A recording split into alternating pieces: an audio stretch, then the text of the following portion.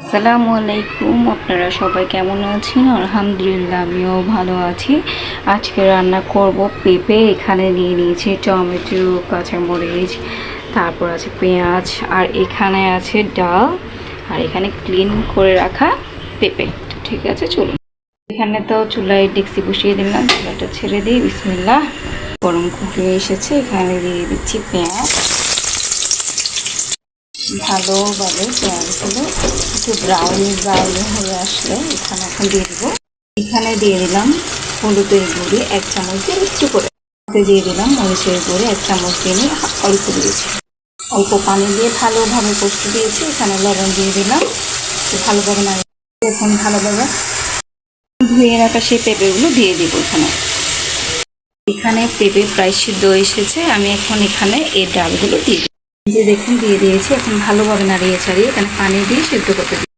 এই যে ডেকচিতে তেল দিয়ে দিলাম। এখন যে এখানে দিয়ে দিলাম এখন পেঁয়াজ আর কাঁচামরিচ, ভালোভাবে একটু নাড়িয়ে ছাড়িয়ে নিই।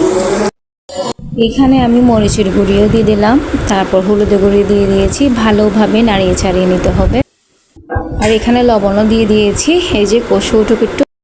এই যে এখন এখানে মাছ দিয়ে দিয়েছি, ভালোভাবে নাড়িয়ে দিতে হবে। এই যে সুন্দর করে মাছগুলো এখন দিয়ে ফেললাম, ভালোভাবে দিকে পেঁপে রান্না করা শেষ। এখানে আমি টমেটোগুলো দিয়ে দিয়েছি, তো ভালোভাবে হতে থাকে। এই যে দেখুন মাছ রান্না শেষ একদম।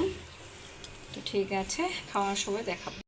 তো এদিকে তো ইয়াসির ওরা আব্বুর জন্য ওয়েট করছে, নামাজ পড়তে যাবে। নিহান তো অলরেডি চলে গেছে। আমার ছেলেদের জন্য সবাই দোয়া করবে। খাওয়া দাওয়া শেষ করে ওরা টিভি দেখতেছিল। তো এখন কয়টা বাজে দেখুন। এখন নিহানকে পড়তে বসাই দিলাম, আর একটু আগে বিজ্ঞান পরীক্ষা। এদিকে আছে নিহান। এই যে আজকে বিকালে নাস্তা হচ্ছে নুডলস। 4 জনেরটা একদম বেড টেবিলে নিয়ে আসছি। নুডলসের পর 1 কাপ চা, মানে এত প্রিয়, চা না খেলে একদম নয়।